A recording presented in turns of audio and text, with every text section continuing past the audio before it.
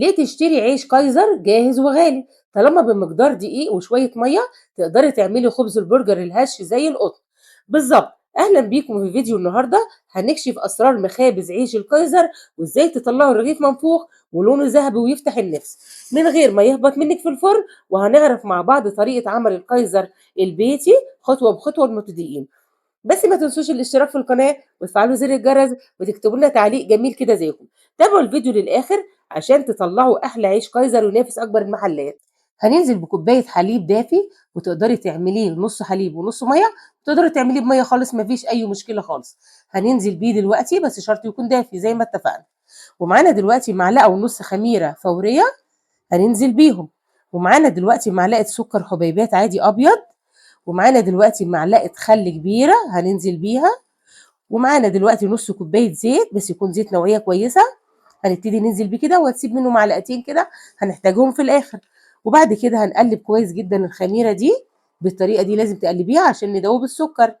وبعد كده يا جماعة بعد ما نقلب السكر شايفين ابتدت تتفاعل معانا ازاي، هنغطيها بقى وهنسيبها دلوقتي في مكان دافي 5 دقايق بالظبط. هنجيب بقى دلوقتي طبق او الحاجة اللي انت هتعجني فيها، ونبتدي دلوقتي ننزل ب 750 جرام دقيق يكون منخول ومتعدد الاستخدامات. خطوة مهمة يا جماعة انك لازم تنخليه. هنزل عليهم دلوقتي بمعلقتين لبن بودرة تقدري تستغنى عنهم بس بيدي قيمة غذائية عالية. ومعانا معلقة ملح صغيرة هنزل بيها. ومعايا دلوقتي معلقة صغيرة بيكنج باودر هنزل بيها. ومعانا دلوقتي 2 معلقة سكر. ونبتدي نقلب بالطريقة دي الأول، دي المكونات الجافة بتقلبيها بالطريقة دي. وبرده حتى لو ما نخلتوش الطريقة دي وانت بتقلبي بالمضرب كده كأنك بتنخليه بالظبط، كل المكونات بتختلط مع بعض. شايفين يا جماعة دلوقتي جبنا العجان، ونبتدي بقى دلوقتي مع بعض. هنزل بقى بالخميرة اللي احنا عاملينها الأول، شايفين يا جماعة عليت معانا ازاي. ونبتدي بقى دلوقتي ندور كده بالراحة على خفيف بالطريقة دي. وجنبنا طبعا كوباية مية دافية، تقدري زي ما اتفقنا تعجني بلبن خالص او بمية ولبن زي ما انت عاوزة. انا معايا دلوقتي كوباية مية دافية مخليها جنبي. نبتدي بقى نعجن كويس جدا بالطريقة دي بس واحدة واحدة كده عشان دي ما يطرش منك. هنزل دلوقتي بنص كوباية المية الدافية وهبتدي اعجن كويس. انزلي بقى بالمية بالتدريج عشان العجينة ما تبقاش معاكي طرية وتحتاجي تزودي دقيقتين. فواحدة واحدة كده بالتدريج وانت بتنزلي، واعجني كده بالراحة يا جماعة عشان الدقيق ايه ما يطيرش مني. واحدة واحدة كده اهوت. ولازم تعجني لا يقل عن 10 دقايق وهيديكي نتيجة في منتهى الجمال. عجن الكايزر يا جماعة من أهم نجاحه، من عوامل نجاحه إنك تعجنيه مدة طويلة، هيطلع معاكي جميل وهش في منتهى الجمال وطري كده، وهيتملي معاكي هوا في منتهى الروعة. شايفين كل ما هتعجني هيطلع معاكي في منتهى الجمال. اه بعد ما قلبناه بالطريقه دي شايفين العجينه عامله ازاي. هننزل بقى دلوقتي بمعلقتين الزيت اللي احنا شلناهم في الاول في اخر حاجه خالص، هيطري معانا كده ويديها ملمس في منتهى الجمال. نعجن بقى كويس جدا بالطريقه دي. شايفين يا جماعه عجينه جميله جدا وفي منتهى الروعه. اعمليها كده في بيتك لاولادك، تقدري تحشيها بقى برجر جبن شاورما زي ما انت عاوزه، هيطلع معاكي في منتهى الجمال. طبعا انا زودت نص كوبايه الميه التانيه الدافيه، يبقى كده 750 جرام خدت مننا كوبايتين ميه. شايفين يا جماعه عامله ازاي. هنحط بقى دلوقتي معلقتين زيت في طبق ونقلبها بالطريقه دي. شايفين يا جماعه عجينه في منتهى الجمال. غطيها بقى كويس جدا وهتحطيها في مكان دافي التخميره الاولى لمده نص ساعه بس لازم تكوني مغطياها كده. هنسيبها بقى نص ساعه وارجع لكم تاني. شايفين بعد نص ساعة شايفين حجمها تضاعف ازاي والهواء اللي فيها ابدأي بقى طلعيه. ونبتدي دلوقتي نقطعها مع بعض ونشتغل فيها. هنقطعها الأول نصفين، ودي خطوة مهمة عشان تقدري تعملي كله حجم واحد. بعد ما قطعناها نصفين الحتة برضو هنقطعها كمان النصفين، قطعناها نصفين تاني يعني عملناها 4 قطع بالطريقة دي. شايفين يا جماعة العجينة عاملة معانا ازاي لينة وطرية وفي منتهى الجمال. بعد ما قطعناها 4 قطع يلا بينا دلوقتي ناخد كل قطعة كده وتعملي حجم الكايزر اللي انت عايزاه. عاوزة تعملي مقاس كبير براحتك، عايزة تعملي مقاس صغير كده ميني كايزر هيطلع معاكي جميل وفي منتهى الجمال. ابدأي بقى شكليها كده ولمي العجينة على بعضها. أهم حاجة كده يا جماعة إنك تبرميها كويس. شايفين يا جماعة شكلها عامل ازاي؟ شايفين حجمها عامل ازاي؟ كبري زي ما انت عاوزة أو صغري. هنعمل بقى كده بالطريقة دي، ودي خطوة مهمة إنك تقفلي كل الشقوق اللي تحت دي. شايفين يا جماعة شغالة معانا في منتهى الجمال. واعملي كده في بيتك تاخديه في الرحلات في اللانش بوكس، تديه لاولادك في المدارس في ايام الامتحانات، تحط لهم فيها بقى البيض الجبنه اي حاجه زي ما انت عاوزه. اعمليه في البيت. شوفوا دلوقتي اسعاره بقت كام.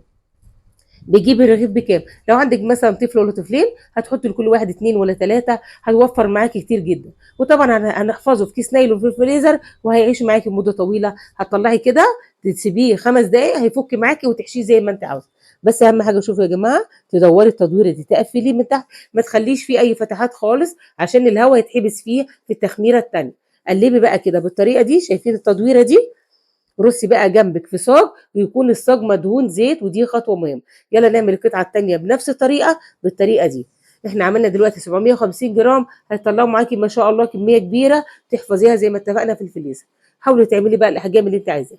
ابداي بقى كده برمي بالطريقه دي وقفلي من تحت. الخطوه دي مهمه جدا يا جماعه، انك تقفلي على الهواء كده. دي خطوه مهمه، ما تسيبيهاش مفتوحه من تحت. اهو شايفين سهله ازاي؟ سهله وخطيره، مش هاخد منك وقت خالص. هي فتره التخمير، وحتى لو عجنتي بايديكي والله مش مجهود جامد، لان العجينه بتبقى معاكي شغاله وزي الفل. شايفين يا جماعه؟ اهو كوري كده بالطريقه دي، وهنرصي بقى كل الكميه وارجع لكم تاني. شايفين يا جماعه عملنا كميه قد ايه؟ وشايفين حجم الواحده قد ايه؟ بسم الله ما شاء الله. خطيره يا جماعه، اعمليه في البيت مش هيكلفك حاجه. ممكن تستغني عن حاجات وهتطلعي اقتصادي جدا. يلا بينا دلوقتي هنغطيه وهنسيبه برده في مكان دافي نص ساعه كمان لحد ما يتضاعف حجمه وارجع لكم تاني. شايفين شكله بقى عامل ازاي؟ بسم الله ما شاء الله، نفخ معانا ازاي. يلا بينا دلوقتي معانا معلقتين لبن وعليهم معلقه سكر وعليهم رشه فانيليا. قلبتهم مع بعض كده وهبتدي ادهن الوش بالطريقه دي عشان يدينا اللون الجميل. تقدري تعمليه ببيضه كامله وتقدري تعمليه بصفار بيضه. الوجه ده تدهنيه زي ما انت عاوزه، في كتير قوي وصفات كتير قوي تدهني الوجه زي ما انت عاوزه. اهم حاجه اللون، هيديكي لون في منتهى الجمال.